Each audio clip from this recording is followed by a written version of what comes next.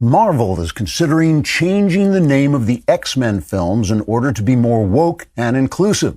According to reports, the company is currently reviewing other possible titles, such as X movies no one wants to watch anymore, and X studio executive looking for job in real estate after this completely avoidable debacle. Marvel began contemplating taking the superhero franchise in a new woke direction after several executives at the company snorted some blow and decided they were making too much money. They had originally considered just raking all the X-Men profits into a big pile and setting it on fire, but that apparently would have violated anti-pollution laws, and so the company began to look for other ways to be unbearably stupid without damaging the environment. As one Hollywood insider put it, quote, "The movie industry wants very much to make the world a better place. But to do that, we'd have to stop sexually harassing our interns, diddling underage boys at Encino pool parties, and selling perversion and immorality to the nation's impressionable young. And of course, that's not going to happen, so we'll do this meaningless language crap instead." Unquote.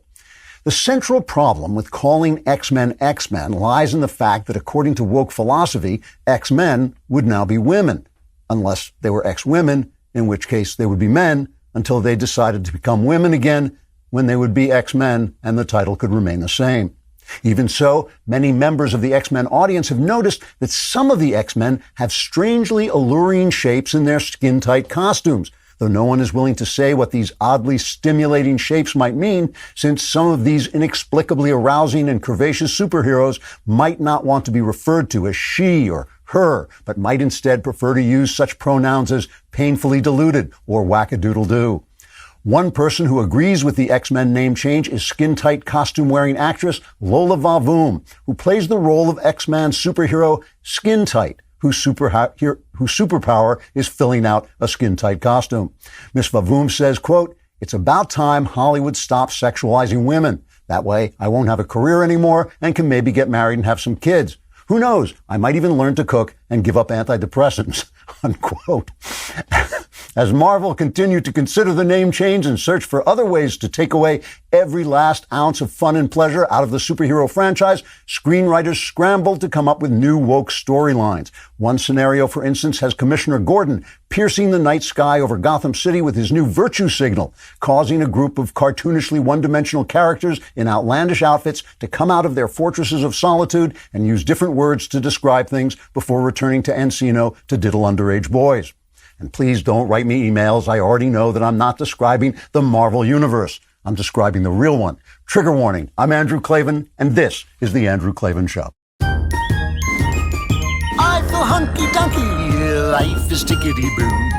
Birds are winging, also singing hunky-dunky-doo. Ship-shaped tipsy-topsy. The world is zippity-zing. It's a wonderful day. Hurrah, hooray. It makes me want to sing. Oh, hurrah, hooray! Oh, hooray, hurrah! All right, the vast right-wing conspiracy known as Klavanon continues, and I'm about to explain how we on the right are literally allowing the left to talk us into killing ourselves, and how leftist fantasies are killing everything else that's worthwhile. Plus, Halloween is coming. I'll tell you the best scary movie you've never seen. I'll bet you've never seen it. Plus, the mailbag is full of sexual predators and desperate divorcees, so it sounds like a 1940s detective novel. This would be the perfect time. The perfect time. There's no other good time to go on Apple Podcasts and subscribe to the show and give us a 5-star rating. It really is helpful to us. It really does help the show move forward. You can also go on YouTube and subscribe to my personal YouTube channel, the Andrew Klavan YouTube channel. If you press that little bell after you subscribe, you'll hear ringing in your ears, probably forever. Doctor can't help with that. But if you leave a comment and it's sufficiently bigoted and nasty and cruel and really, demeans people, we'll read it on the air because it'll fit right in with the rest of the show. Today's comment is from Alexander Carter, who says, "I called the IRS today to handle some business. They asked how I was doing. I said, I'm just laughing my way through the fall of the Republic. They said, wait, do you know how to spell Klavan? I said, yes. And now I'm being audited." Thanks a lot. All right, we're going to talk about the dangerous, lunatic fantasies of the left in just a minute. You want to be awake for that.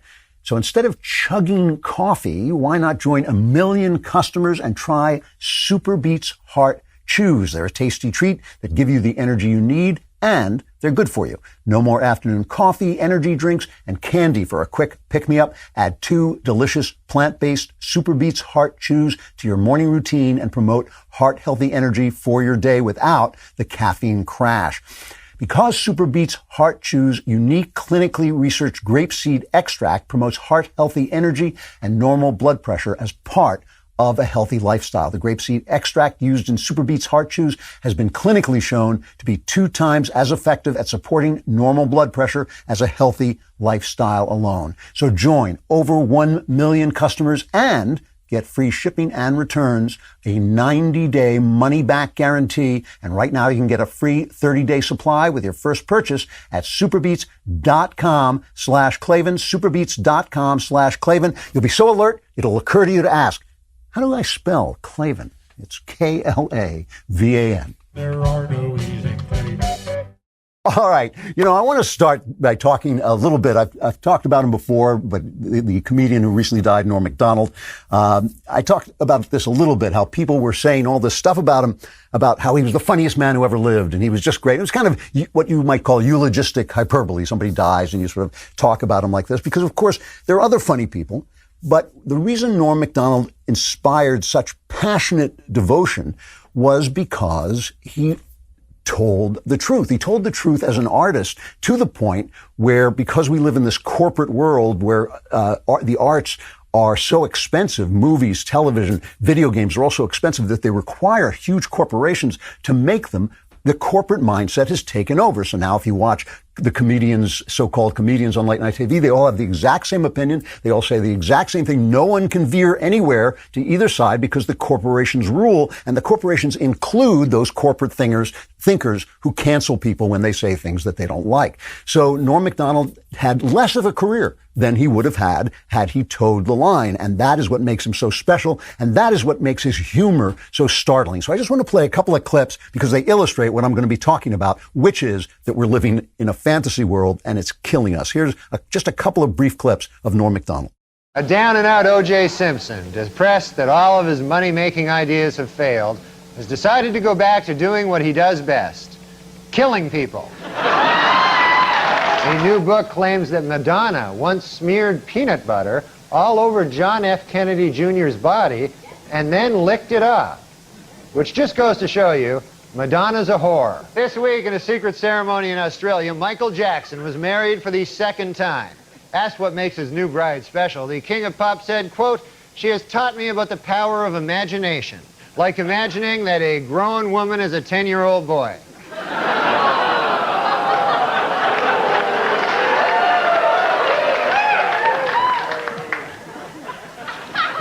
You know he's a homosexual pedophile, right? You understand?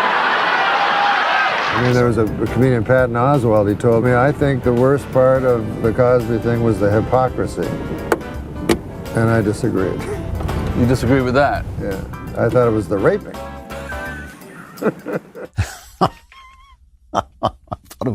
What makes us genius is not that it's so incredibly witty or so well written. It's just that it's absolutely true, and it's true on 2 counts. It's morally true, and it's true about reality. In other words, it strips away the veneer of celebrity and the kind of starry-eyed way that people look at celebrity.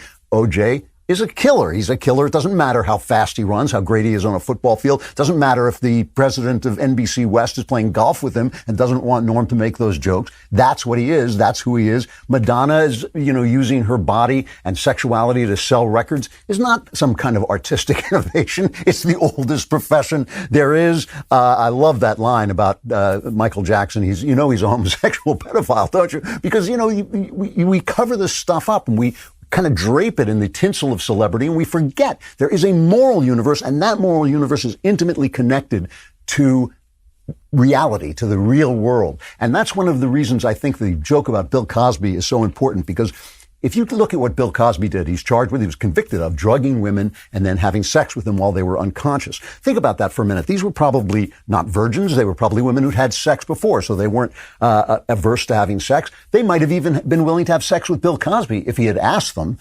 Even if he had said to them, you know what I'd like to do? I'd like to drug you and have sex with you while you're asleep. Some of them might have said, okay, if that's what turns you on, they might have done it.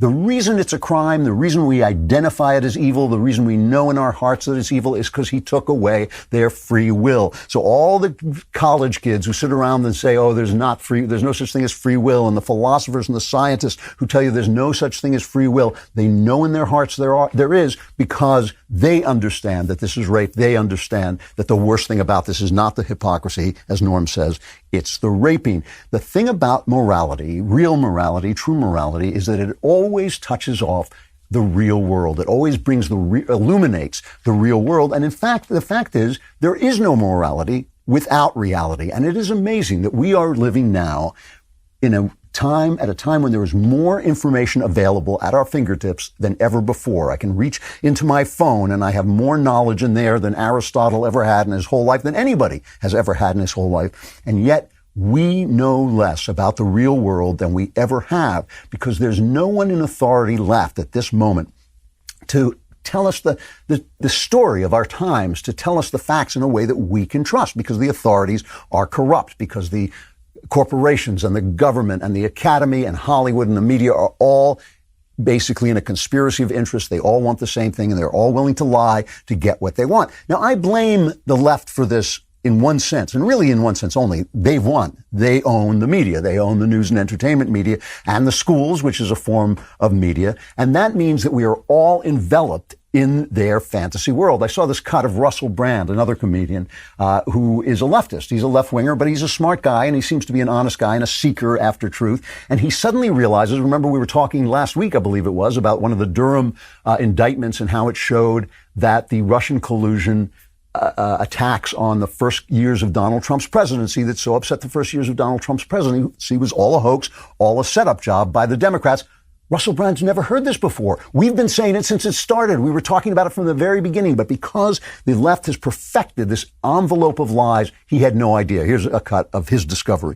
The world moves so fast, there's almost no time for history. It seems like years ago that we were hearing that Trump was colluding with Russia, that he wouldn't have won the election without Russia, that his whole presidency was a kind of Putin plot. Well, there's now serious evidence that it was the Clinton campaign and Hillary Clinton acolytes that were directly involved in the generation of what has proven to be a conspiracy. Untrue. Think about how much media you watched. Me, a person who I would think, broadly speaking, is from the left, a liberal, certainly not a Trump supporting Republican, with respect to those of you that are, I find myself in awe, gobsmacked, flabbergasted and startled by these revelations that Russiagate was a democratic conspiracy.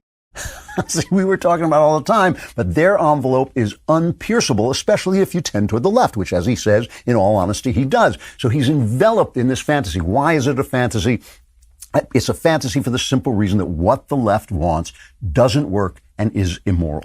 It doesn't work and it's immoral, and they can't accept that, so they have to fantasize, they have to lie. Socialism, just to use it as a word, we call it Marxism, call it communism, it's all the same thing. Their goal of top-down governance and top-down control of the economy fails everywhere, and it's immoral. It fails because individuals make better choices than experts. A guy who makes pencils knows how to make pencils. A guy who's an expert knows how to be an expert. He don't know nothing about pencils. And so when each one of us does his best to better his life and works to better his life, all the wealth goes up. Everybody gets richer, as people have under capitalism. It's virtually eliminated true poverty in the world, and it's on track to eliminate true poverty in the world. But when experts control things from the top down, everything falls to pieces because they have no idea how to make a pencil. They just don't know. All they know is how things are supposed to work. It's immoral. And this is the important point. It's immoral because it does not exist in reality. Socialism exists in a world where there is such a thing as a beneficial state. There's this kind of weird entity called the happy, nice, good state that wants your good. That doesn't exist. The only thing there is schmucks with power, the CCP.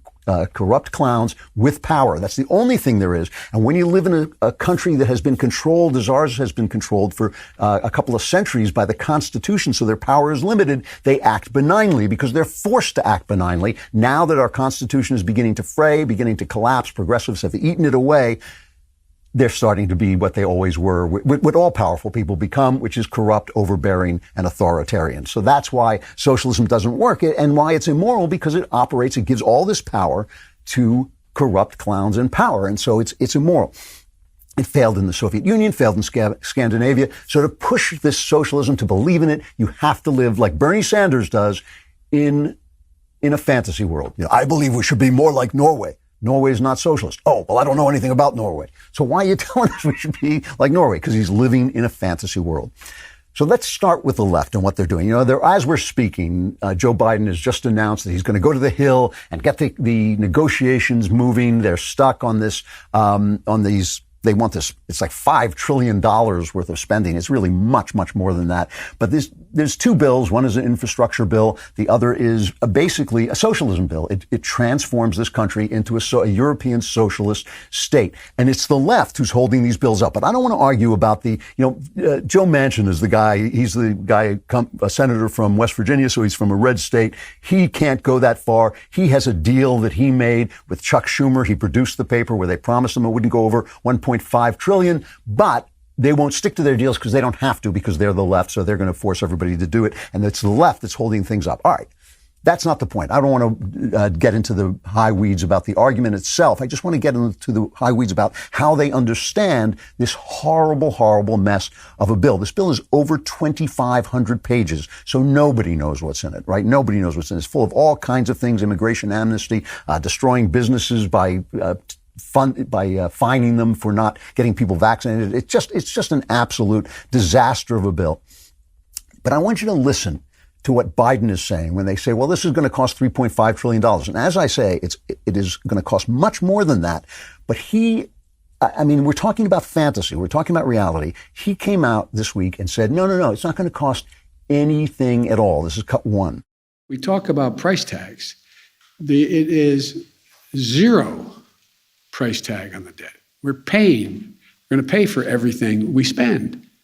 So it's not, people, understandably, well, it started off at 6 trillion, now it's 3.5 trillion, now is it going to be 2.9? It's going to be zero, because in that plan that I put forward, and I said from the outset, I'm running to change the dynamic of how the economy grows. I'm tired of trickle down.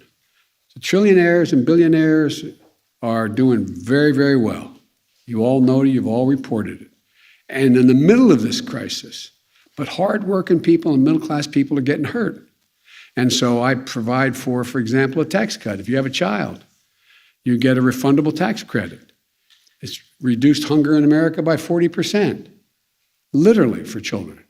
You have the whole notion of being able to provide for daycare for your children, getting people back to school, et cetera. It's all paid for.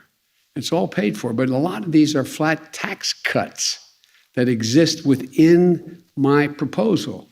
And they're being calculated as if the cost of the child care tax credit is a cost to the government. It's not. It's reducing taxes. Reducing taxes. I know that's a long cut, but I had to play the whole thing to get all the good, juicy goodness of the dishonesty and self-deception.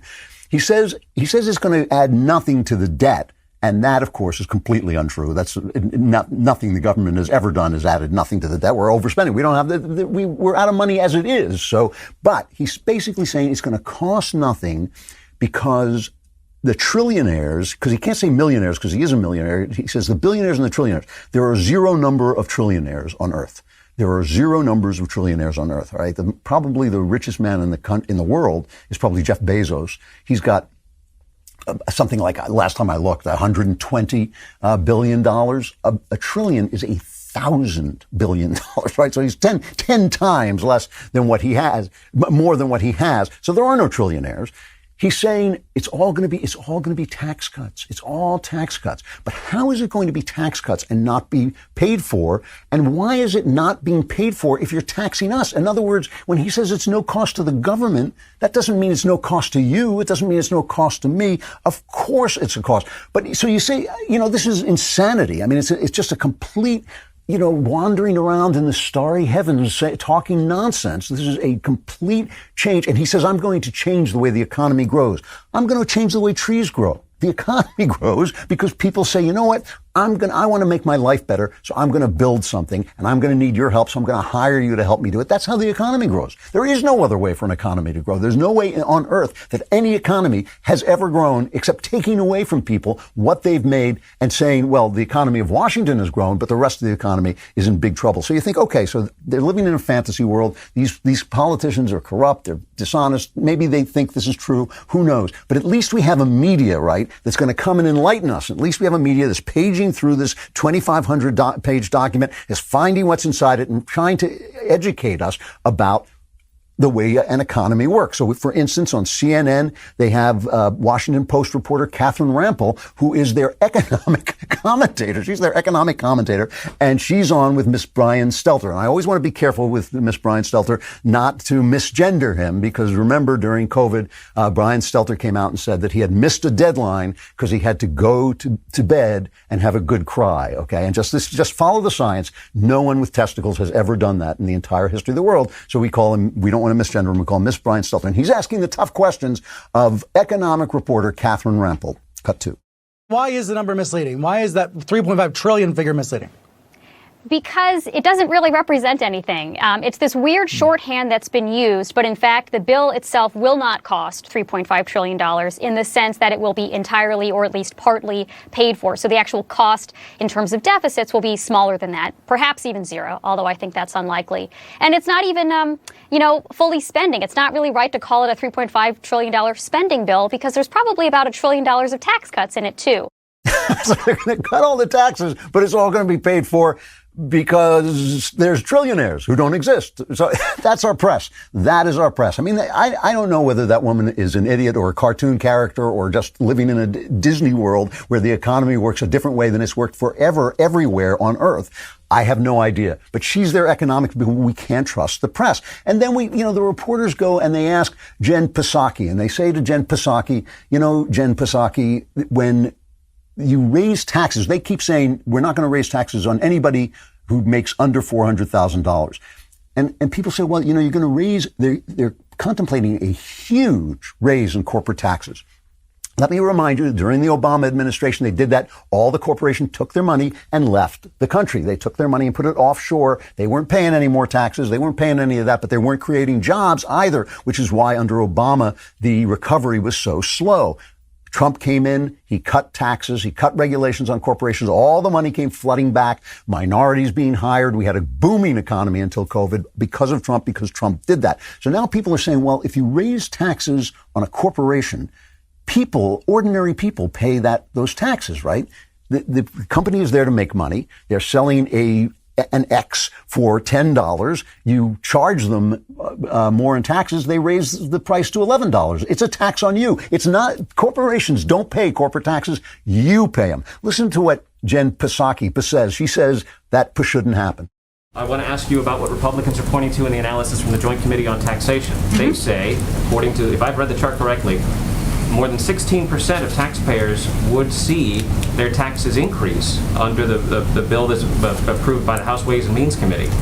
Will the president sign that bill as it is coming out of that committee, or will he insist on the changes so that he will maintain his commitment that taxes won't go up on people making $400,000 a year? I have not looked at the document or the report that you have put out. Obviously, the president, or that you have referenced, I should say, that the Republicans put out.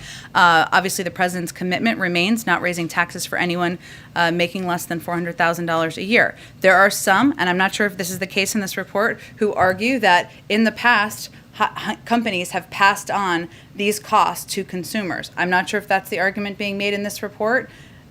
We feel that that's unfair and absurd, and the American people would not stand for that. But I will take a closer look at this report and get you a more substantive response. It's absurd and unfair, and that people won't stand for it. Where do they think the money comes from? Where do they think the money comes from? When they talk about we're going to grow the economy, how does that happen? You take away the money from the people who created the wealth. You give it to people who are not creating the wealth. God love them, but they're working. They're living off the wealth that other people are creating. Where does that money come from? So you tax the corporations who are there to make money. They raise prices. It's not like it shouldn't happen. It's absurd. It's unfair. It will happen. It will definitely happen unless you put on price controls and then everybody goes broke. We've seen this.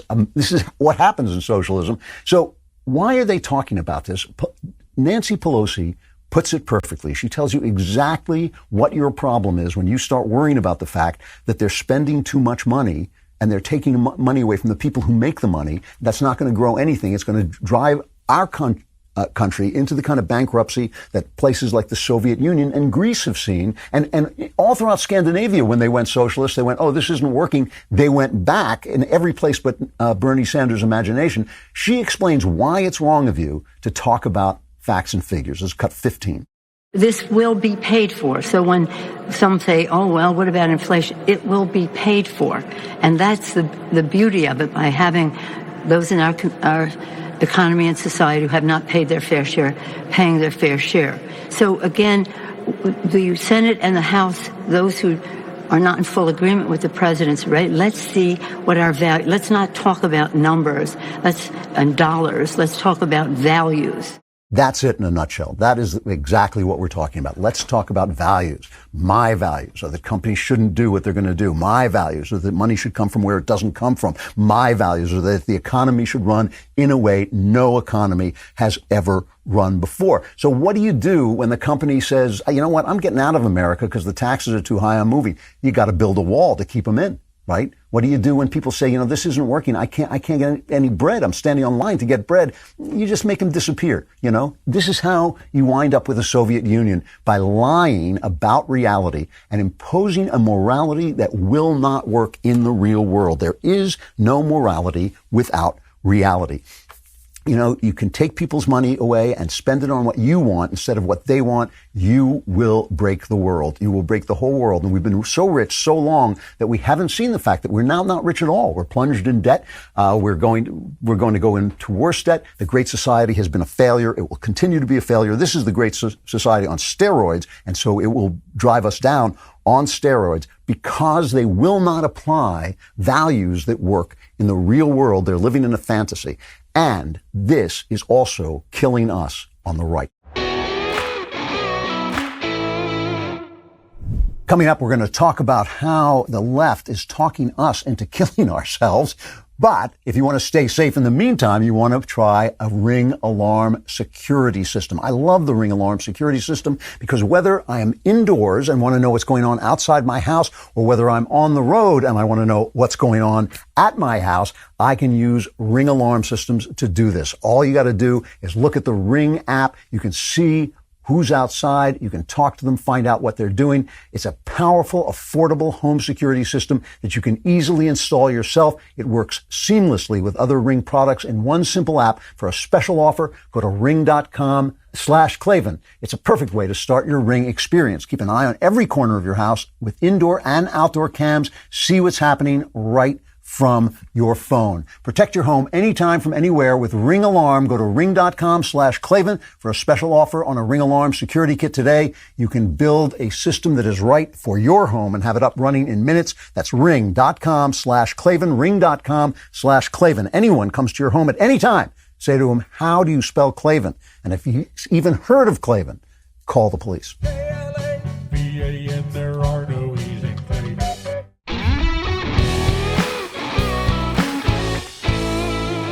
So this brings me to a subject that is going to make you angry at me, right? Because I'm going to talk about dumb stuff the right is doing. It's very understandable that conservatives are doing this. You're swathed in this envelope of lies, just like Russell Brand. They own the media. Even if you're listening to right-wing media, they own the media. They own Hollywood. They own the academy. They're schooling your children. You cannot get away from this absolute bubble of lies that the left is creating because their ideas don't work and are immoral, and they can't face that, right? They cannot face the history of socialism, so they're lying, and we are swathed in that envelope of lies. And being conservative, I think we are naturally reactive. We react to things. Conservatives are trying to defend something, so we wait until there's a threat to that something, and then we react. Conservatism, to some degree, is a defensive position because it's defending our traditions, and that's why we're always losing. That's why we're always behind, right? And that's why I argue that American conservatives should be in favor of progress and change, but progress and change in according to our great traditions. So what the left does is they're the ones who are always choosing where the problems are. Oh, the problem is race. The problem is gender. The problem is this. And we don't do that. We don't say, no, the problem is this, this, and this is why, and this is our plan to deal with it. Instead, we wait for them to set the subject, and we are always playing catch up. We're always behind. So we're reactive. And now we're reactive in this world of lies. So whatever they say, we react and we say, well, it must be a lie. They're always lying, so this must be a lie. They say green, we say red. They say up, we say down. Whatever it is, we say the opposite. And, I got viciously, I'm still getting attacked. I'm still getting letters with all of them full of nasty 4-letter words. They attacked me for saying that the last election, presidential election, wasn't stolen. Now, there's two things about this. One is, I didn't say that. That's not what I said. People have these little slots in their head. They have these yes, no slots in their head. And if you say something that doesn't fit into the slots, it goes into that slot anyway, and that's what they hear. What I said and what I still say is if you want to overturn an election, you got to prove it was counted wrongly in a court of law. You can't just declare it. You can't just say it on Twitter. You can't just storm into the Capitol building and demand it. You have got to prove it in a court of law, because if you don't have to do that to overturn an election, then neither do they, right? So we have to obey the laws of the land if we want to be free. That is how freedom works.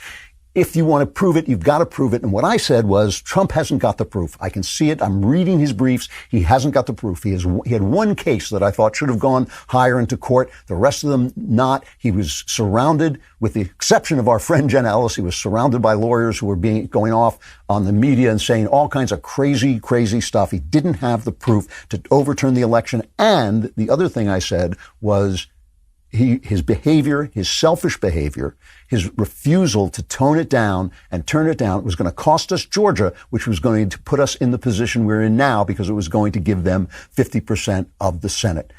All of that happened. Every single one. And people were writing me with these foul letters saying, no, in August he's going to be reinstated.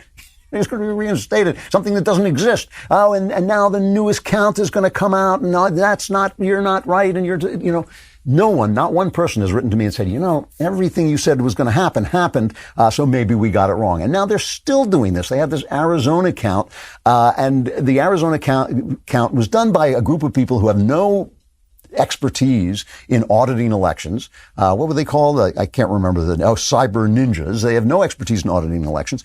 They came out and said, we recounted the votes, and Biden won by a few more votes than we thought he had, but there are votes that are questionable. Well, of course their votes are questionable. We all know that the left got away with murder by changing the laws, using COVID as an excuse to change the laws, and made it much, much more easy to commit fraud, but we don't have them on it. We do not have them on it, and we don't know. We don't know whether if we got all the fraud in the world together, the votes would still go the other way, because Trump was a divisive character. He didn't tone it down for people in the suburbs who don't like to hear the kinds of things that he was saying. So what can I tell you? It all happened the way I told you it was going to happen, and it doesn't matter. Again, it doesn't matter what the numbers are. What matters is what you can prove in a court of law. We lost Georgia because Trump wouldn't admit that he didn't have what he needed. We're so used to the media lying to us. We're so used to the media lying to us that when they come and say the election was won by Joe Biden, we immediately think it's not true, and we immediately have confirmation bias, and we collect all the information on Twitter and from our friends and from this right-wing site and all this that tell us what we want to hear. We do it all the time, and we are now doing it with vaccines. To state my opinion before my words go into a slot in somebody's head, I am very much for vaccines. And very much for individual choice on whether you use a vaccine or not. If you're vaccinated, you're more protected. You have no reason to be afraid of somebody who is not vaccinated. You should be able to make the choice. But I do believe we should make the choice. I mean, vaccines have been miraculous. It's been great not having polio. It's been great not having smallpox. I mean, they were giving smallpox vaccines in the American Revolution on my birthday, 1776, July 13th, 1776. Abigail Adams wrote to John Adams, says, I just got the kids vaccinated. So this is something that's been going on a long time. All right. So they're now declaring, you remember Biden came out and said every business should fire everybody who doesn't get a vaccine, or we're going to fine you, something that's probably completely unconstitutional. This is spreading through the states. In the NBA, some of these players came out and said they don't want to take the vaccine, right? So one of them was Orlando Magic player Jonathan Isaac. I guess he's a forward. So I don't want to take the vaccine. Here's what the Rolling Stone magazine wrote about him, all right? The Orlando Magic's 23-year-old starting forward is deeply religious, talking about Jonathan Isaac. He's proudly unvaccinated. When NBA players started lining up for shots in March, Isaac started studying black history and watching Donald Trump's press conferences. He learned about antibody resistance and came to distrust Dr. Anthony Fauci. He looked out for people who might die from the vaccine, and he put faith in God. So Isaac comes out and he says, no, I wasn't going to Donald Trump rallies. I wasn't watching Donald Trump press conferences. I wasn't reading about black history. I had good and certain reasons for not wanting to take the vaccine. So this is what he came out and said. And I want you to listen to it carefully, because afterwards I'm going to play something else in comparison to it. I don't want to insult athletes. Some athletes are smart. Some athletes are not smart, but being smart is not what they do, right? That you don't have to be smart to be an athlete. What you have if you're an athlete is athletic excellence. You have physical excellence, and it's inspiring and it's beautiful and it's a wonderful thing, but not all athletes are smart. We know that. Not all of them are articulate. But obviously this is a young man of sophistication and intelligence and dignity, and he's asked by the press why he doesn't want to take a vaccine, and this is what he says. Let's cut 8. I would start with, I've had COVID in the past, and so our understanding of antibodies, of natural immunity has changed a great deal from the onset of the pandemic, and is still evolving. I understand that the vaccine would help if you catch COVID, and you'll be able to have less symptoms from contracting it. But with me having COVID in the past and having antibodies with my current age group and physical fitness level, it's not necessarily a fear of mine. Taking the vaccine, like I said, it would decrease my chances of having a severe reaction, but it does open me up to the, albeit rare chance, but the possibility of having an adverse reaction to the vaccine itself. All right, that's Jonathan Isaac of the Orlando Magic basketball team. Here is the President of the United States, Joe Biden, talking about vaccines as cut 7.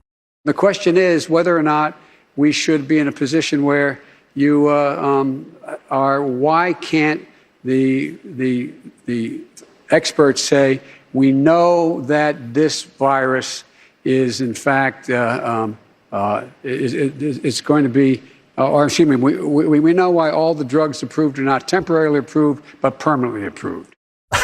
So a guy whose job it is to put a ball through a hoop is a sophisticated, intelligent, well-spoken, and educated man who can put forward an argument of why he personally does not want to take a vaccine, balancing the risks. The guy whose job it is to run the free world is a freaking idiot. I mean, the guy is a freaking idiot. You know, he can't even get a sentence out of his mouth. So no one could blame you if you look at that and think like, intelligent guy making argument, idiot telling me about a vaccine, I'm going to go without the vaccine. Plus, on top of this, this is the first thing. The guys in charge of this country are corrupt, they're stupid, and they're living in a fantasy world. So when they tell us to take a vaccine, and we're naturally reactive people, we're naturally defensive people, we're tired of being shouted at, we're tired of being told we're racist, we're tired of being told we're sexist, we're tired of being told that the values that made not just this country great, but improved the world, that fought Nazism, that fought communism, we're tired of being told that those values are no good, that they're bad values. We're tired of these people telling us what to do, and they say take the vaccine. Why wouldn't we say get stuffed? Okay, really. We'll talk more about this crazy pandemic in just a minute, but the lockdowns of this last year and a half have created a pent-up demand for places like gyms, nail salons, and hotels, and all of them are on epic hiring sprees to accommodate the surge in business. So, where do these businesses turn to fill these roles fast? Ziprecruiter. And right now you can try it for free at ziprecruiter.com/Klavan. You don't want to just go out and hire anybody. Then your life will look like mine, the kind of chaos we have here. But when you post a job on Ziprecruiter, they send your job to over 100 top job sites, giving you access to their network of millions of job seekers. And Ziprecruiter's matching technology scans resumes to find quality candidates for your open roles and proactively presents them to you. Right now, you can try ZipRecruiter for free at this exclusive web address. It's ziprecruiter.com/Klavan. That's ziprecruiter.com/Klavan. Klavan, just go to ziprecruiter.com/Klavan. This is the smartest way to hire. So smart that some of these people actually know how to spell Klavan. And just in case you're wondering, it's Klavan. There are no E's in Klavan. I just make it look this easy. On top of this is the tyranny, the authoritarianism. Conservatives are dedicated to liberty.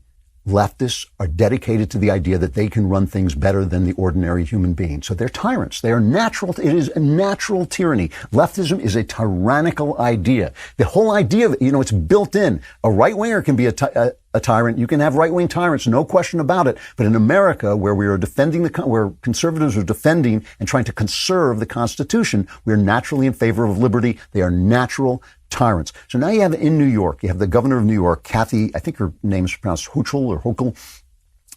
Now remember, she's unelected. Not one person voted for her, okay? She is there because the hero of the people that the guy that the press told us was the greatest guy on earth, was the next president of the United States, was better than the president who was serving, Andrew Cuomo, turned out to be what we were saying he was all along, an incompetent who slaughtered senior citizens through his incompetence during the COVID pandemic.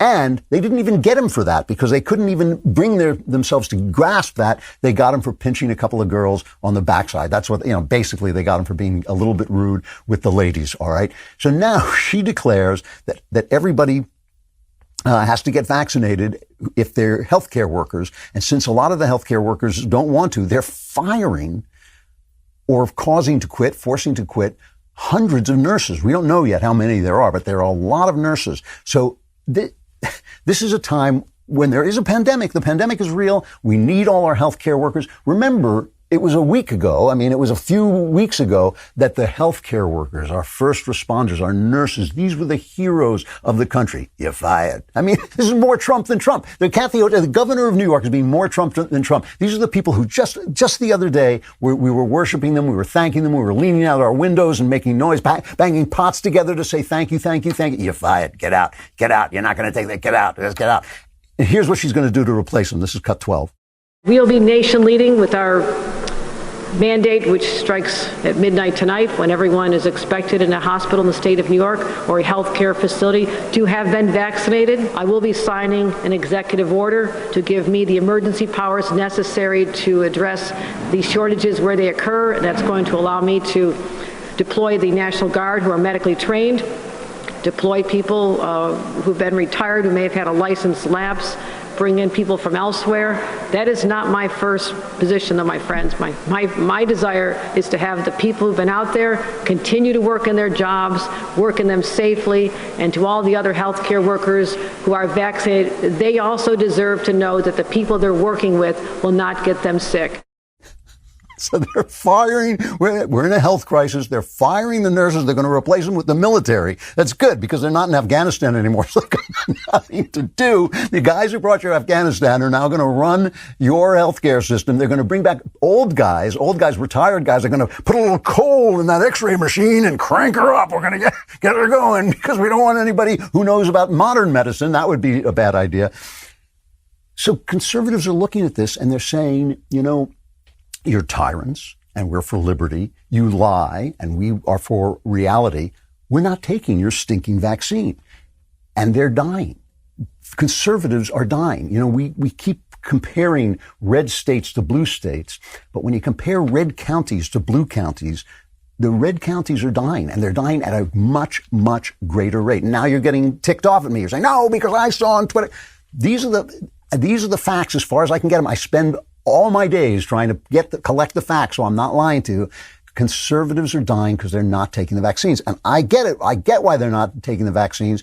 John Nolte over at Breitbart, and you can't get more right-wing than John Nolte. John Nolte is one of my favorite people. I love John Nolte. He's a great guy, and he is one of the most honest people I've ever met. The guy just says what he thinks and tells you his opinion. You always know you're getting it straight from John. Okay?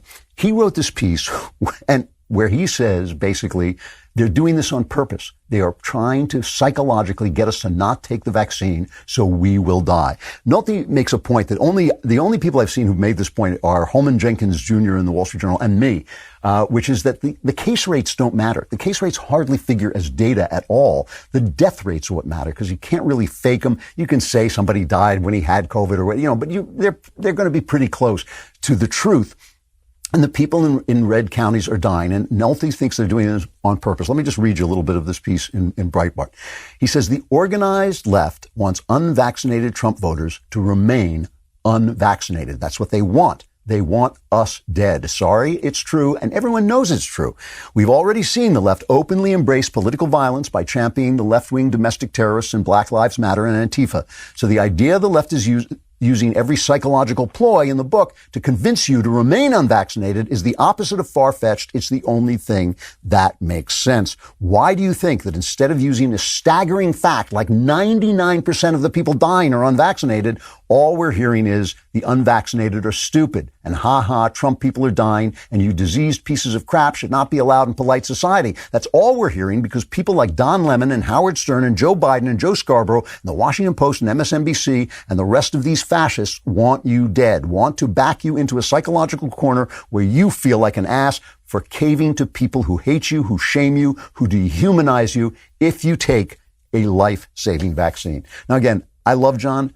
I think he's overstating it. I don't think that all the left wants us dead. I think there are people on the left who want us dead, but I don't think all these people want us dead. But let me ask you this, in all honesty. Let me just ask you, if they wanted to convince you not to take the vaccine so you would die, if they did, if John is right, if Nolte is right, and they want you to die and not take the vaccine so that you will die, what would they do differently? What would they do differently? This is what they would do, right? They would just make you so ticked off with their lies and their insults and their authoritarianism that you wouldn't take the vaccine and you would be more likely to die. Over at the American Mind, my son, Spencer Klavan, no relation, he wrote a piece that said he was about ready. He got the vaccine after a while. And he said he was almost ready to suck the vaccine out of his arm because he was so ticked off at him. This is what he said.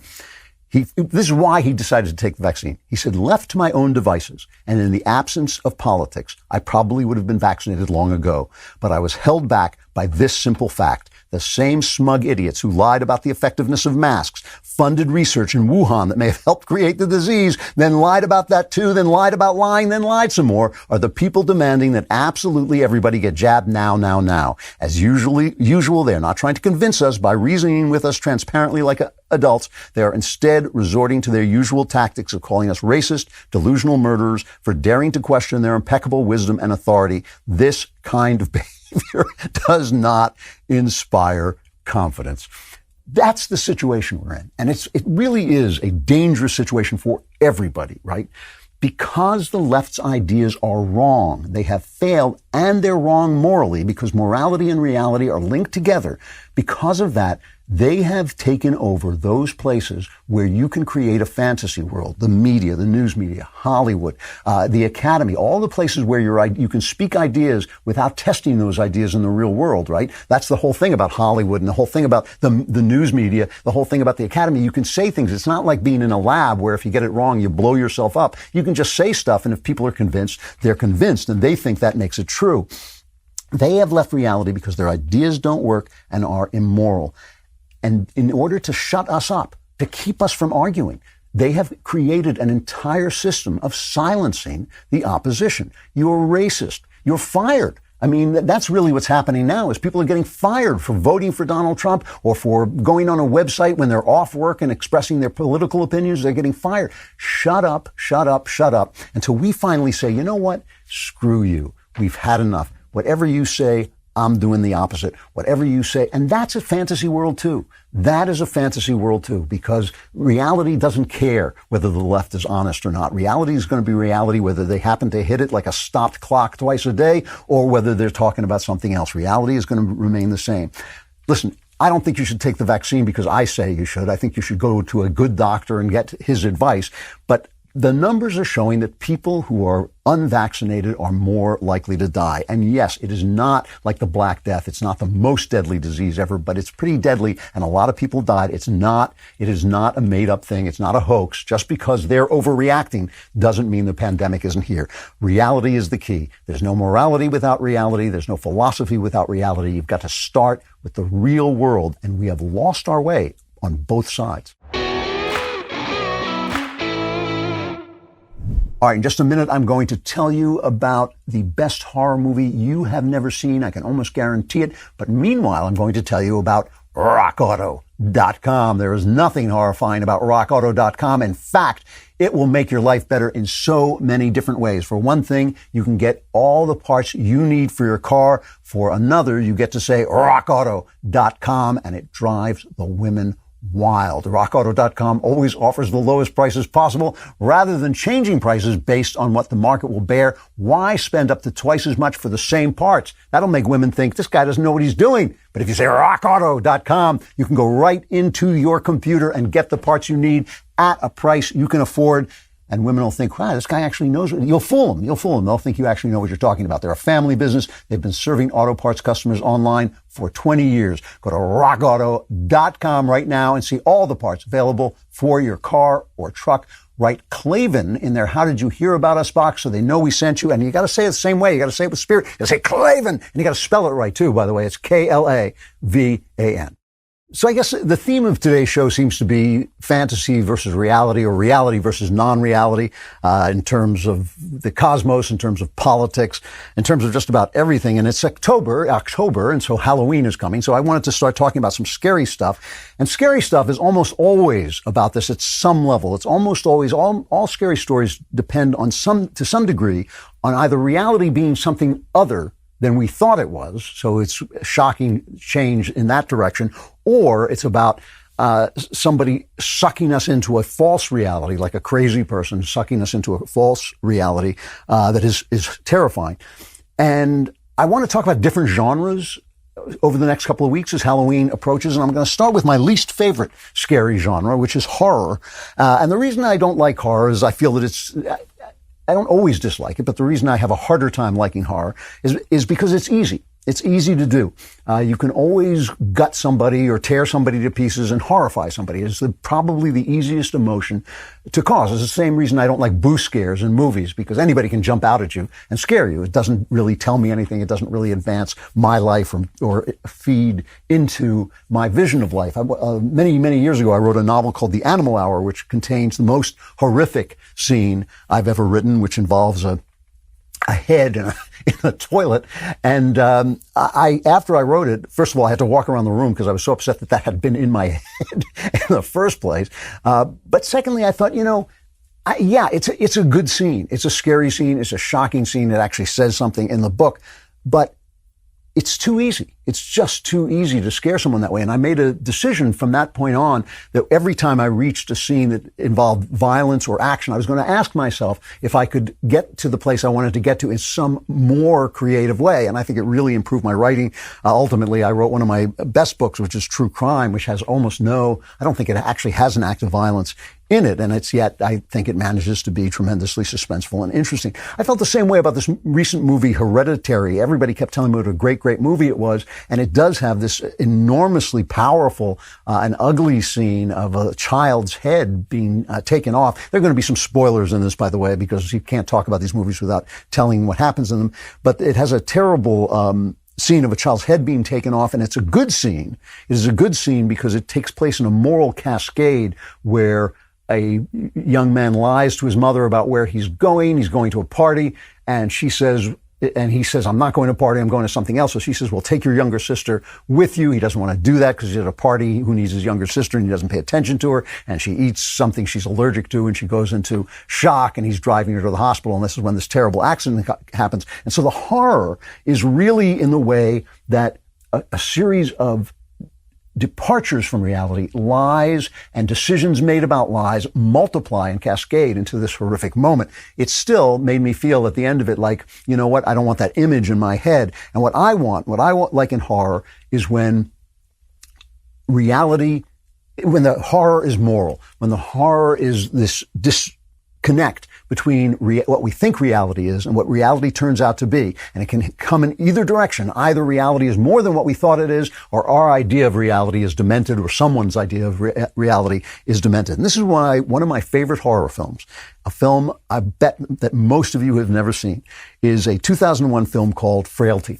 And it's directed and stars Bill Paxton. The late Bill Paxton died very young, I think around 50. And it's his first directed film. I'm not sure whether he made any other. And the wonderful thing about Frailty is that it is both stories at once. You cannot tell whether it's a story about somebody going mad and distorting reality, or a story about the fact that reality has more to it than we think it has. Paxton plays the father of two sons. He is a completely plausible guy, a completely loving, a wonderful farmer, down-to-earth guy. And then one day he comes into his son's bedroom and he wakes them up and he tells them a wonderful thing has happened. An angel of the Lord has come and given him a revelation that something is going on and he has to do something about it. And here's that scene.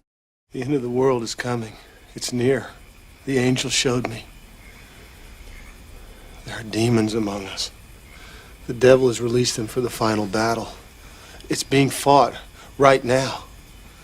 But nobody knows it except us and others like us. I'm scared, Dad. There's nothing to be afraid of, Tiger. We've been chosen by God. He will protect us. He's given us special jobs to do. We don't fear these demons. We destroy them. We pick them up one by one and we pitch them out of this world. That's God's purpose for us. The angel called us God's hands. So we're like superheroes? That's right. We're a family of superheroes that are going to help save the world. But Dad, that doesn't make any sense. I know it sounds that way, son, but it's the truth. That's it's a terrific scene.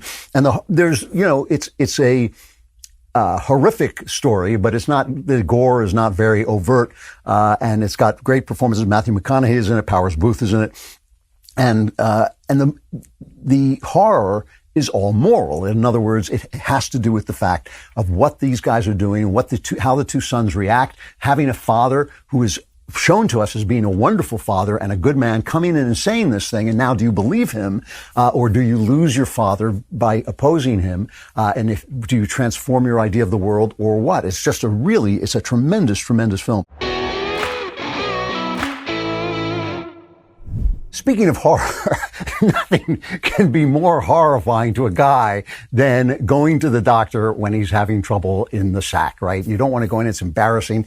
Nobody likes doing it. So if you're a man struggling with ED, check out Blue Chew. Blue Chew is bringing more confidence to the bedroom by offering chewable tablets that have the ingredients as Viagra and Cialis. Same ingredients, but in chewable form and at a fraction of the cost. Blue Chew's tablets help men achieve better erections to combat all forms of ED, erectile dysfunction. Blue Chew is an online prescription service, so no visits to the doctor's office, no awkward conversations, no waiting in line at the pharmacy, and it ships right to your door in a discreet package. The process is simple. Sign up at BlueChew.com, consult with one of their licensed medical providers, and once you're approved, you'll receive your prescription within days. And the best part, it's all done online. So if you could benefit from some extra confidence, it's time to go visit BlueChew.com. Here's a special deal for our listeners. Try Blue Chew free when you use our promo code Klavan at checkout. Just pay $5 shipping. That's BlueChew.com, promo code Klavan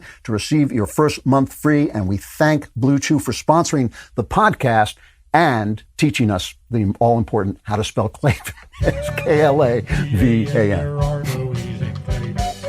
And that absolute break with reality is what makes horror horror. That's what makes horror good, is that somebody is either crazy and imposing his reality on you through murder or some kind of mayhem, or the world turns out to be much worse than you think. And that is why transgenderism is one of the great sources of horror, because it's somebody telling you that his body is not who he is, and our bodies are who we are, and our relationship to our body is who he is. And this is why so many of the best horror movies in America are based on the murderer, Ed Gein. Ed Gein was a guy in the early part of the 20th century. He was in Wisconsin who killed, when his mother died, he killed women and he made trophies out of their bodies and body suits for him to wear because he wanted to feel closer to his mother. And obviously this inspired a lot of horror movies, the most important one probably, and one of the greatest horror movies ever made, being Alfred Hitchcock's Psycho. And the thing that is about Psycho that is wonderful is that even though there's the famous shower scene in it, it's really not a blood-filled movie. It really is the horror and the sadness of this guy who is both himself and his mother, has both himself and his mother locked within him, so he doesn't know whether he is a man or a woman. And probably the eeriest scene, not the scariest scene, but the eeriest scene in Psycho is the scene where the woman overhears Norman Bates having an argument with his mother, who we later find out to be himself. And here's just that scene that we hear coming from the famous Psycho house. No, I tell you, no. I won't have you bringing strange young girls in for supper. By candlelight, I suppose, in the cheap erotic fashion of young men with cheap erotic minds. Mother, please. And then what? After supper, music, whispers? Mother, she's just a stranger. She's hungry and it's raining out. Mother, she's just a stranger. As if men don't desire strangers. As if... Oh, I refuse to speak of disgusting things because they disgust me. You understand, boy? Go on, go tell her she'll not be appeasing her ugly appetite with my food, or my son. Or do I have to tell her because you don't have the guts? Huh, boy? You have the guts, boy? Shut up! Shut up! That's a very eerie scene and probably one of the most haunting scenes in the film. That's a psychological, an example of a psychological fact called the introject, where the people who raised you, who taught you, how to live and how to see the world become part of you. And if those people are crazy or they're violent, and now you have this crazy, violent, horrible person inside you who is part of you. And that's all of our problems with our parents, right? One of the problems with our parents is the things that they do wrong become part of our guiding light as well as the things that they do right. The other famous film, there's two other really great horror films that come from the Ed Gein murder. They're based on the Gein murder. Is, of course, Silence of the Lambs, based on the novel, which I think is better than the book, by Thomas Harris, but the book, of course, is just made marvelous by Jodie Foster and Anthony Hopkins. Great performances, and Hopkins' performance is just a classic American performance. But here's another aspect of transgenderism that is, of this kind of demented transgenderism that leads to horror, is that if you reduce sexuality to body outline, or if you reduce it to simply the way you feel, you have detached from reality in one direction or the other. In one direction, you have detached from reality because you're not relating to your body as it is. But in the other reaction, where you just think, oh, if I change my body, I will have changed my gender. That, of course, is dehumanizing, because we're not just the shape of our bodies. A woman is not just the shape of her body. It's the experience of growing up as a girl, knowing that you are capable of creating life, knowing that you are capable of giving a kind of love that a man can't give, knowing that you have going to have all kinds of pain. You're going to have period and cramps every month that are going to cause pain, and all this. Knowing those things is part of what being a woman is. It's part of what being a woman is the entire time that you are a woman. But the guy, the killer, Buffalo Bill, in The Silence of the Lambs, doesn't understand that. And that's why here's this famous scene where he traps this woman and he's trying to soften up her body so he can turn her into a woman's suit for him to wear that he thinks will transform him into someone beautiful. And if you listen to it, he refers to her repeatedly as it, because she's just a body. She's just an object. It rubs the lotion on its skin, or else it gets the hose again. Yes, you will, precious. You will get the hose. Okay.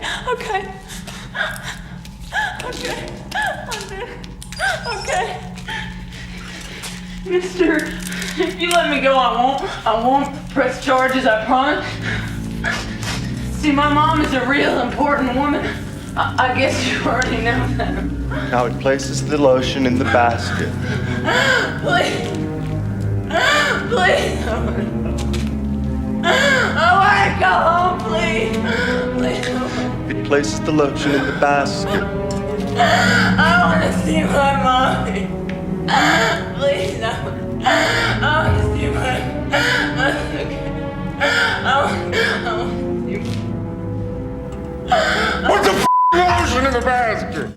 It's a terrifying and brutal scene. And of course, it has that ultimate real thing that people who do not see the humanity of people are always super nice to animals. And you find that in abortion advocates who think that, it's all right to have an abortion 10 seconds before the child is born. They always are very big in saving animals because they cannot see the humanity in another person, because then they would have to face what they themselves are. And the final great movie, and I would say probably the scariest horror movie ever made, at least American horror movie, is also based on the Ed Gein murders, which is Texas Chainsaw Massacre. I'm talking about the original one, 1974, by Tobe Hooper, I think he pronounces it, maybe Toby, but it's Tobe Hooper. And that is a terrifically terrifying film. And the break with reality there is really this horror. I'm not going to show any of it because it's all disgusting. It is a violent film, even though it's less violent than the title. The title sounds like it's going to be a lot more gory than it is, but it actually is gory. And there's a horrifying scene where this poor woman is forced to have a dinner with this family of lunatics, the family of murderous lunatics, and their body parts flying around. It's just like utterly disgusting. But what's so good about it is that the people in the family think it's just a family dinner. And how many of us have sat down with our family and it's all been everything's been kind of normal, but we sense these horrific, even violent tensions underneath the surface, that reality below reality, which is where I think all horror lies. So I just wanted to delve. I obviously can't go through all horror movies, and I'll talk about different genres of scary things coming up in the weeks to come. But I wanted to talk about that a little bit, in keeping with this theme of reality being more than what we think it is, reality being something other than what we think it is, and the reality under reality, which is where horror often lies. We got a really important interview coming up with Stephen C. Meyer, who has written just a tremendous book called The Return of the God Hypothesis. But first, let's talk about Paint Your Life. I did this. I use this service. It is terrific. You can get a professional hand-painted portrait created from any photo you've got at a truly affordable price. Now, I was experimenting with it. I was just trying it out. So I used a picture of myself. My wife, I thought she would not like it as a dartboard or something like this.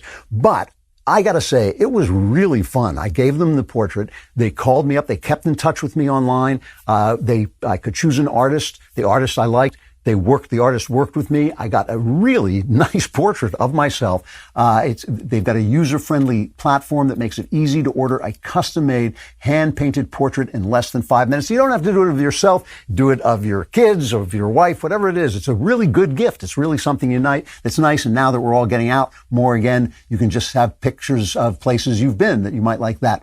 At paintyourlife.com, there is no risk. If you don't love the final painting, your money is refunded, guaranteed. And right now, as a limited time offer, you can get 20% off your painting. 20% off and free shipping. To get this special offer, text the word Andrew to 64,000. That's Andrew to 64,000. Text Andrew to 64,000. Paint your life. Celebrate the moments that matter most. Terms apply. Available at paintyourlife.com/terms. Again, text Andrew to 64,000. All right, we're talking today about fantasy and reality, and the legacy media has dominated the podcast world with its fantasies until now, because we have a new podcast called Morning Wire, and it's here to bring you the facts to start your day. It's the only daily news podcast that values both your time and the truth. And while we're working overtime to bring you the news you need to know, we need your help to keep the facts trending towards number one. Subscribe and start listening now to Morning Wire on Apple, Spotify, wherever you listen to podcasts, and leave a 5-star review if you like what you hear.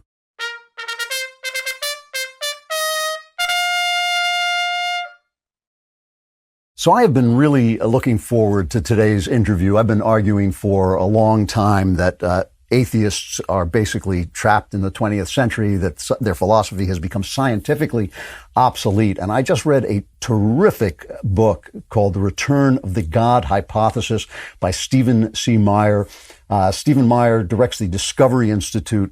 The Discovery Institute Center for Science and Culture in Seattle. Is a former geophysicist. He's written bestsellers Darwin's Doubt, The Explosive Origin of Animal Life and the Case for Intelligent Design, Signature in the Cell, and his latest is the USA Today bestseller Return of the God Hypothesis, which I read. I just think it's terrific. Steve, thank you so much for coming on. I appreciate it.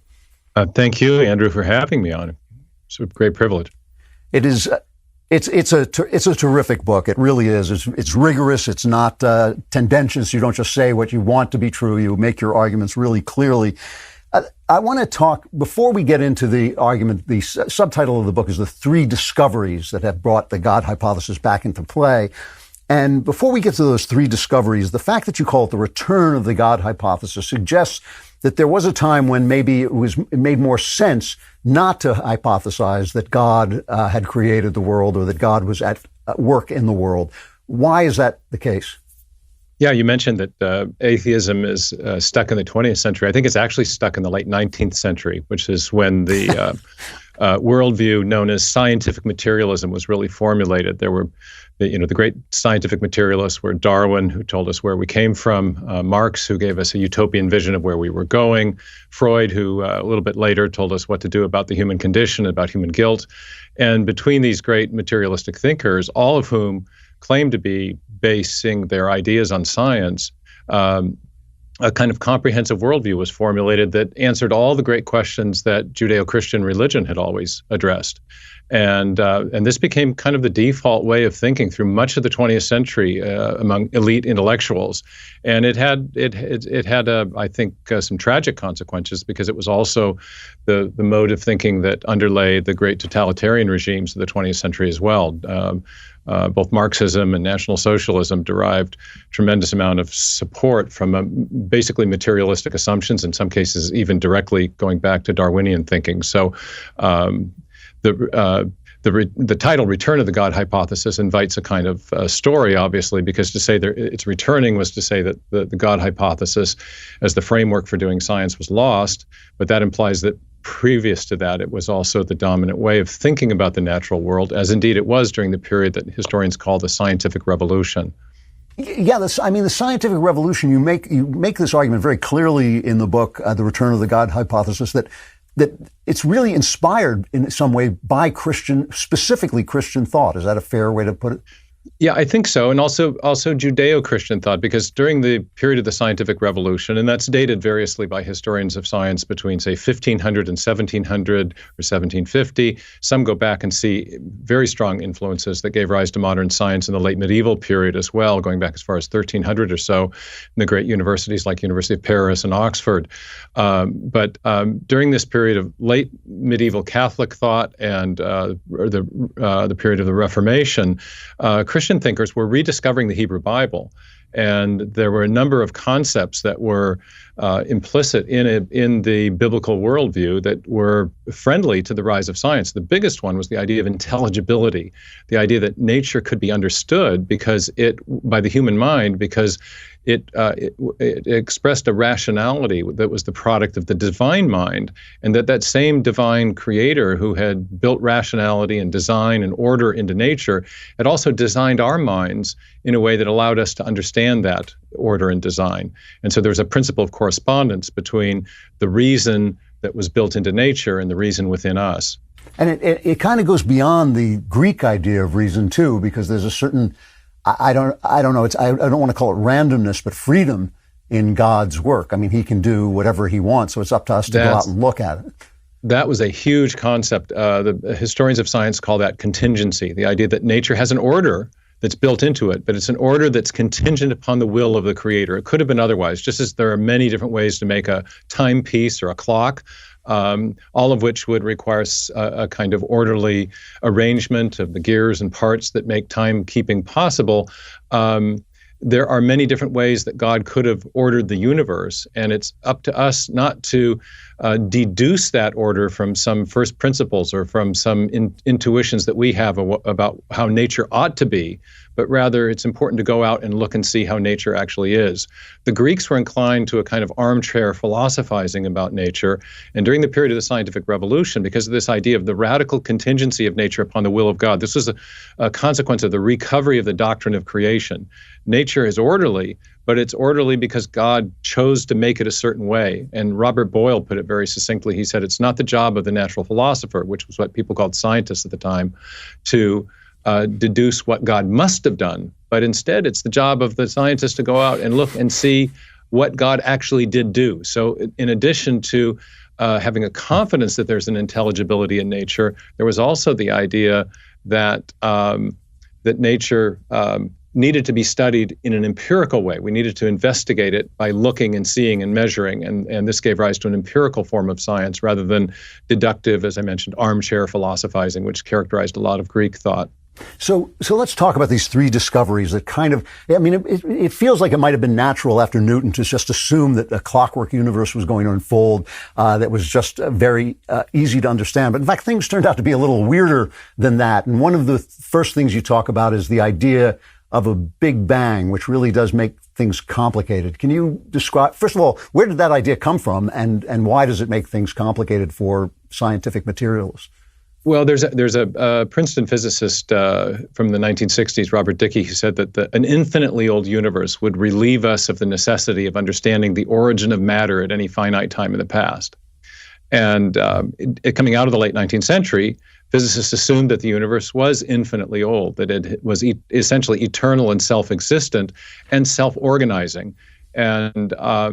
And so that made possible this great materialistic synthesis at the end of the 19th century. We could explain the origin of everything all the way back to the elementary particles, and the elementary particles and energy had been here from eternity past. And so matter and energy were essentially had godlike powers. They were the eternal self-existent thing that replaced the idea of an eternal self-existent creator in Christianity and Judaism. So the surprising, shocking discovery of the early 20th century was that, in fact, the material universe, the physical universe of matter, space, time, and energy seems, as best we can tell, to have had a beginning. And this was first, the first inklings of this came in the 1920s in observational astronomy, as figures like Edwin Hubble were able to establish that the light coming from distant galaxies was being stretched out as if the distant galaxies were receding away from us. And Hubble's graduate student, Alan Sandage, and others were able to verify that this was the case in all quadrants of the night sky. And the picture that emerged from this was of an expanding universe outward from a kind of starting point, a beginning. And this was a kind of shocking discovery because everyone expected that the universe was eternal and self-existent. Einstein didn't like it at first, though his own theory of gravity called general relativity implied the same thing. He later did come around, though, when confronted with the evidence. And then you have this idea, I think you call it the Goldilocks universe. Is that your term for it? That it's not just that it starts, but it starts with some really amazing coincidences wrapped into its very organization. Yeah, physicists call this the fine-tuning, and some physicists refer to our universe now as a Goldilocks universe. The basic parameters of the universe, the force that drives the expansion, the force of gravity, the force of electromagnetism, the underlying strong and weak nuclear forces, the masses of the elementary particles, the speed of light, many, many basic physical parameters fall within very narrow tolerances, such that if they were a little bit different, a little bit stronger or weaker or heavier or lighter, the universe would not be conducive to life.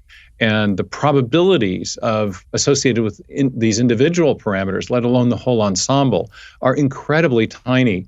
And yet there's no underlying physical reason, theoretical or physical reason, as to why these parameters should have the precise values that they do. And this is known to physicists now as the problem of the fine-tuning. And many physicists, including Sir Fred Hoyle, who was initially a big skeptic of the Big Bang because of his atheism, came around to theism himself because of fine-tuning parameters that he discovered associated with the necessary abundance of carbon in the universe, which is necessary to life. And he was later quoted as saying that a common sense interpretation of the evidence suggests that a super intellect has monkeyed with physics as well as chemistry and biology. So in order to make life possible. So this fine-tuning suggested a fine-tuner. There have been contrary hypotheses, such as the multiverse that's being floated now and sometimes makes it into popular movies. But one thing that's not commonly known about the multiverse, and that's just the idea that there are gabillions of other universes out there, such that somewhere, some universe would get lucky and have those improbable parameters. Problem is, all the mechanisms that physicists have proposed to explain where these other universes have come from have themselves required prior unexplained fine-tuning, taking us right back to where we started. So the multiverse actually doesn't explain the fine-tuning. And fine-tuning in our experience, whether we're talking about Swiss watches or internal combustion engines or sections of digital code, is always an indicator of intelligence or the activity of mind. It's funny, these guys who are constantly citing Occam's razor to say that things should be simple make this argument of the multiverse, which is kind of like saying this just happens to be the card game in which I drew 4 aces in a, 7 times in a row. I mean, it seems a very complex way of thinking about things as opposed to just saying, well, maybe there's a creator. It's very convoluted and more convoluted than I can describe in a short interview, because there are 2 different systems of theoretical physics that have to be invoked to explain the phenomena that a single postulate of a transcendent intelligence can explain. You have to posit all these different universes, as well as all these different theoretical entities like multi-dimensions of space, strings, inflaton fields, in order to explain the one thing that a single hypothesis of a transcendent creator explains very simply. So it's not a parsimonious or simple explanation, the multiverse. The final of the 3 discoveries is this idea. It's kind of interesting because one of the guys who's supposed to be the 4 horsemen of the apocalypse of the new atheists is Richard Dawkins, an excellent writer, and obviously a brilliant man. And it's all about evolution for him, and evolution explains so much of where life comes from.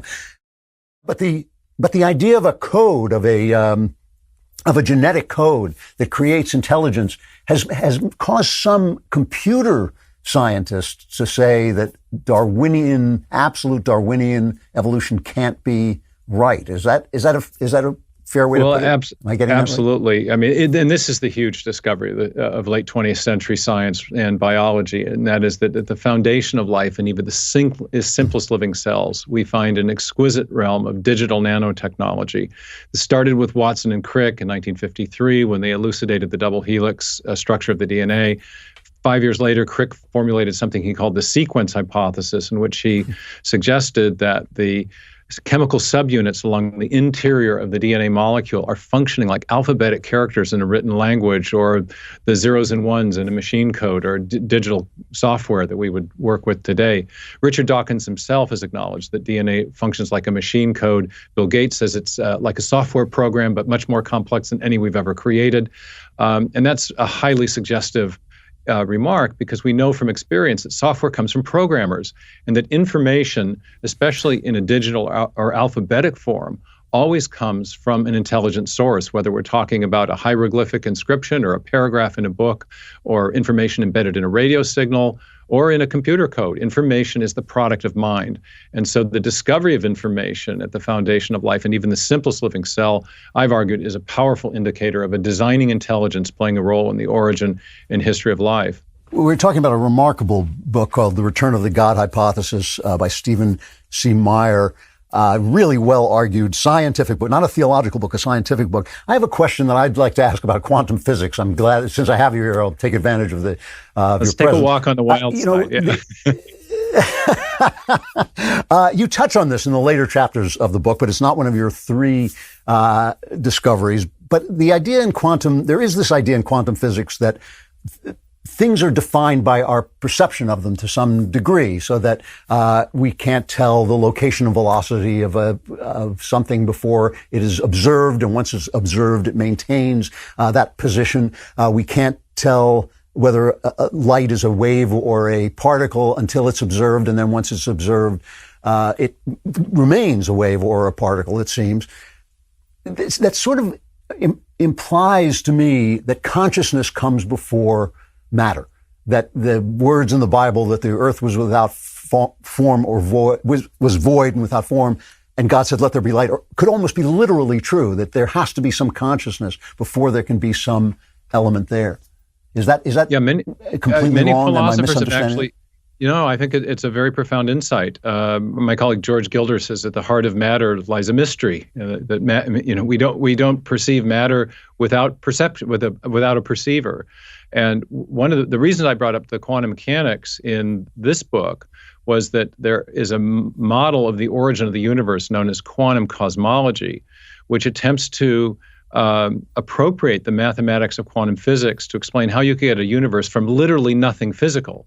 But the problem with the appropriation of that mathematics is that it presupposes a mathematical structure to the universe before there's any matter.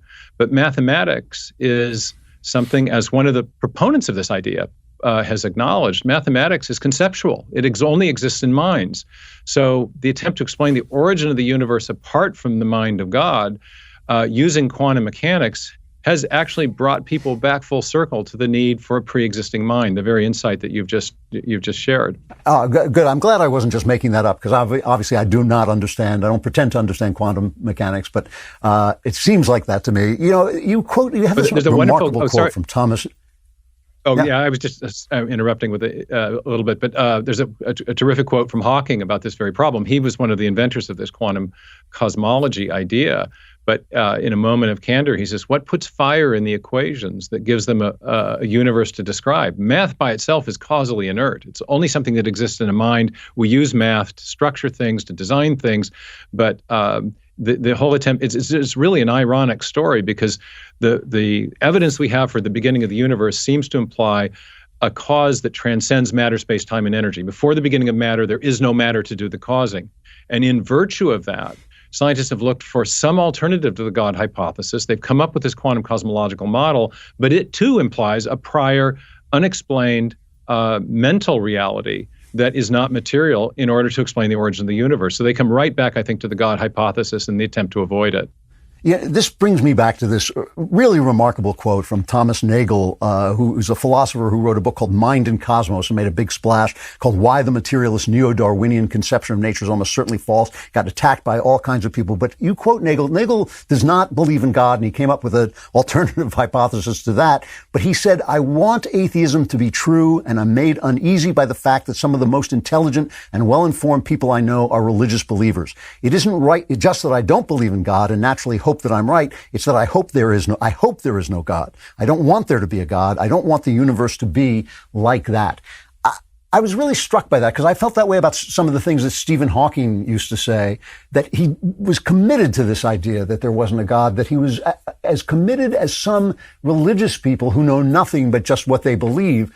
Why is that? Why aren't scientists open to what seems to me such a simple explanation of the world as we actually know it scientifically? And there's so many different things to say about that, Andrew. First of all, Nagel's candor is just so refreshing, and he went out on a limb to write some very nice things about some of the books advancing the theory of intelligent design, though he couldn't quite go that far himself. He was an atheist who was sort of experiencing cognitive dissonance, understanding that neo-Darwinism and materialistic ideas did not account for the really fundamental one of the fundamental things about our existence, which is the reality of consciousness, the reality of minds. We have them. So we know mind exists. And if you can't account for that, you have a worldview that is inadequate. I think that, part of the answer to the why are scientists so wedded, or many scientists so wedded to atheism, I think it's partly a kind of default way of thinking that we've inherited from the 19th century. And there's a sort of groupthink phenomena that is involved in any community of scholars or thinkers.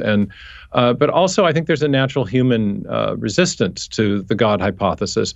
On the one hand, we would like God to exist because we want to think about the possibility of a life after this life, about significance. We don't want to think of ourselves as cosmic accidents. So we have a motivation to consider the God hypothesis. But none of us also, I think, instinctively like the accountability that comes with thinking about a transcendent intelligence who made us to function best in a certain way, and that therefore there's a moral law, and we may not be on the right side of that all the time. So there's a push-pull, I think, in every human being about whether we want or don't want God to exist. What I tried to do in the book was to extricate ourselves from those motivational questions and issues and just look at what the evidence says. And Dawkins is so helpful because he has this tremendous quote. He's great at framing issues, even though I disagree with his atheism. But he says, the universe has exactly the properties we should expect. If at bottom there's no purpose, no design, nothing but blind, pitiless indifference. In other words, materialism. And what I tried to show in the book is that there have been three major discoveries about biological, physical, and cosmological origins that are precisely what you wouldn't expect if scientific materialism or scientific atheism were true. The universe had a beginning. It's been finely tuned from the beginning for life. And since the beginning, there have been big infusions or bursts of digital information technology in our living, in our biosphere that suggests a master programmer has been at work in life. None of these things were expected on the scientific atheist view of the late 19th century, and that's the view that we've inherited that's dominated the 20th. If you like science books, this is a terrific one, The Return of the God Hypothesis by Stephen C. Meyer. Steve, thanks so much for coming on. I really appreciate it. Thank you, Andrew, and thanks for great questions. All right, I know you love your problems. Everybody loves his problems. Everybody wants to keep his troubles close, but it's time to let them go because it's time for the mailbag.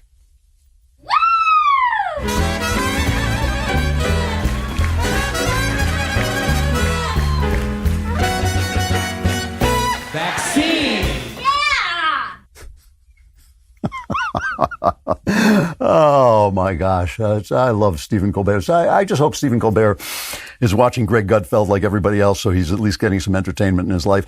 From Chris, your mailbag is why I subscribe to the Daily Wire. I find myself in a difficult spot. I'm wondering if you have any wisdom or advice. I'm divorced about 8 years ago. I'm now remarried. I have 3 wonderful boys from my first marriage. That divorce was a tragedy for them that I try my best to mitigate. Not surprisingly, my relationship with their mom is strained and difficult. I have a wonderful relationship with my second wife, and we have 2 beautiful children together. My first wife has put active effort into preventing my second wife and my 3 boys from my first marriage from bonding in a meaningful way. We're in therapy. What my first wife has pressed for since our divorce is for our 3 sons to live primarily with her and for them to see me quite infrequently. It'll be easier, she says. She's now trying to persuade our 15-year-old to go to the court and tell him that he wants to live with her and not see his father. His 15-year-old son came to him in tears and told him this.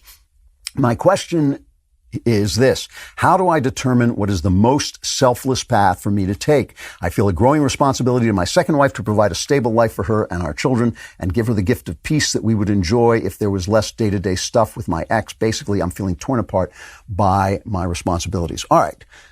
So the situation you have gotten yourself into is so bad at this point that there are no good answers. There's nothing good you can do. You cannot abandon your sons, but you have to pay attention to your new children well. So I can't give you all I can tell you is you're just going to have to do the best you can. But I can give you a piece of advice that you're really not going to like, and that is this: reading your letter, and this letter is much longer. I was editing it as I went. I can tell you that you are incredibly self-deceived about who you are in this situation. You are depicting your ex-wife as utterly toxic. She's getting between your sons and your new wife. She's trying to take them away. She's trying to convince them away. You depict her as a classic, toxic ex-wife, and you are selfless. You just want to find the most selfless way. Let me ask you a question. When in this process have you been selfless for 15 seconds in a row? You marry a girl, you give her 3 children, you get her pregnant 3 times, and then suddenly it occurs to you, this isn't working out, and you dump the 3 kids and you're gone, right? You're gone. Listen, a million things could have gone into that. A million things could have played into that. But now you marry another woman and you start to have more children, guaranteeing that this situation will occur. You guaranteed this situation will occur. So this is an inevitable situation because of your actions. So if you want to make the situation better, if you mean you want to make the situation better, stop depicting yourself as selfless. Stop manipulating people, because you're even manipulating me in this letter, trying to manipulate me. Even when you say I subscribe to the Daily Wire because of the mailbag, it's kind of telling me like you better keep me as a faithful mailbag listener. Listen, pal, you did this. You created the situation, and I don't know. I don't know whether you left your first wife for your second wife. In other words, if you had an affair and left, in which case that would explain why she's kind of ticked off. But this is the moment for you to look in the mirror and say, what part am I playing to make this situation as bad as it is? And how can I stop playing that part to make it better? That's the question you should be asking. Why is your ex-wife, or as Jesus would call her, your wife, but why is your ex-wife taking you to court to try and get those kids away from you? What is it that you're doing with those kids that she doesn't like? Is it maybe that you're whispering in their ear things about her, or subtly depicting her as being toxic so their own mother is, you're trying to estrange them from their own mother? I don't know. I'm just guessing here, but I do know from reading your letter that you are completely self-deceived in your role. You have a role here. You are making the situation worse. And I'm not depicting your ex-wife as an innocent, but she's angry about something, and maybe you can stop doing some of those things and bring her down a notch so that she stops being as angry as she is and adding so much rage into the situation. The one thing I know is wrong here is your depiction of yourself, because this idea that you're looking for the selfless way, you're not a selfless guy. You're a manipulative guy, and you're a guy who's gotten what you want, and now it's kind of piled up on you, and you're kind of looking for an excuse to leave those boys behind and let your ex-wife take them away. That's not a good thing for them. They're teenagers now, and they need you. And so you've got to figure it out, and you've got to figure out what you can do to make the situation better. I bet that's not what you want to hear. From T, greeting to the infinitely wise, shiny-headed sage. I work at a Christian school. I love it there. Recently, however, a student told me that she was sexually assaulted by a teacher. I could tell months before she told me that she was acting differently and was dealing with a terrible pain. She's not the only one who has a similar story about that teacher. I don't know where else to seek advice. All my mentors are at the school. This girl brought it to the school's attention when it all started, and they called her a liar and stuck up for the teacher. My biggest question is in what ways can I help her? She's losing her faith because it was a professed Christian who did this. She's clearly hurting.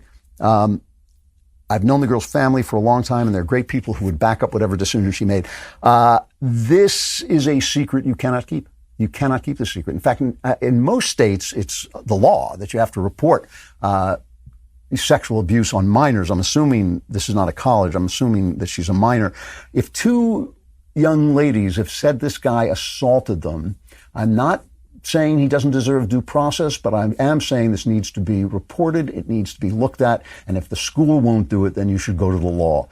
You have to do it. You have to. You can't let this guy run free in a school with young women in it, continuing to prey on them. I mean, if he's a predator, that's what he will do. He will prey on them. You have got to take control. And if the parents don't know, maybe you should start there with the parents. This is not a secret you can keep. You can't do it. And I hope you can bring the girl on board. But even if you can't, somebody has to find out what this guy is doing. From Nico, my girlfriend and I are both in our early 20s. She's pursuing a career as an actress. She's been a ballet dancer and model prior. She's taking acting classes. I'm super happy for her, as I know she's always strived to be an actress. We've lately been in a bit of a disagreement over her being in romantic scenes. I understand that love is a common part of storytelling, but I struggle with the thought of her in an intimate situation with another man. We've talked about it multiple times. We haven't really gotten anywhere. She understands why it bothers me, but only says it's part of the job. I can't shake the thought that being intimate with someone can force the feelings of romance, even if they weren't there in the first place. I also truly believe that intimacy should only be between us. I worry that it'll lead to more problems down the road for us. I have very mixed feelings about this situation, and it's constantly on my mind. I know you're an art and movie lover, so I would greatly appreciate your input. My input is that's the situation. It's not going to get any better, and it's not going to get any easier on you. In fact, it might get worse. You're right. I mean, people do have affairs on movie sets all the time. In fact, there's a saying in Hollywood, it doesn't count when you're on location, but it does count, obviously. Being in intimate scenes can spark intimate feelings. All those things are true. It might not be true with this young lady, with your girlfriend. It might be true that she has enough integrity to stay faithful while she's doing love scenes with other men. I'm not accusing her of anything. I'm just saying that if you're worried about it, you're worried about something that is real, that's really there. It is a possibility, and it's not going to get any better. She's not going to change unless she gives up her career. And it doesn't sound like she wants to do that. If she wants to give up her career, she can, and then you don't have the problem anymore. But as long as she's in the business, she's right. It's going to be part of what she does. And if it's going to torment you, if it torments you now, it's going to torment you even worse down the road. So that's not happy news, but that's the truth. And so you got to make your decision in light of those facts, because that's the way acting is. I got to stop there. But here's the good news. You're being plunged into a Klavanless week of utter blackness, weeping, wailing, gnashing of teeth. You probably won't survive. That's the good news. The bad news is you won't be here when I'm back next Friday with the Andrew Klavan Show. I'm Andrew Klavan.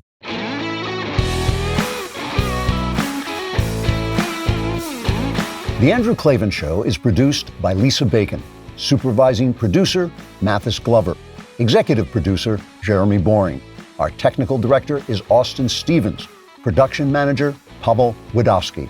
Editor and associate producer, Danny D'Amico. Lead audio mixer, Mike Coromina. Animations are by Cynthia Angulo. Hair and makeup, Cherokee Hart. Production coordinator, McKenna Waters. And our production assistant is Jacob Falash.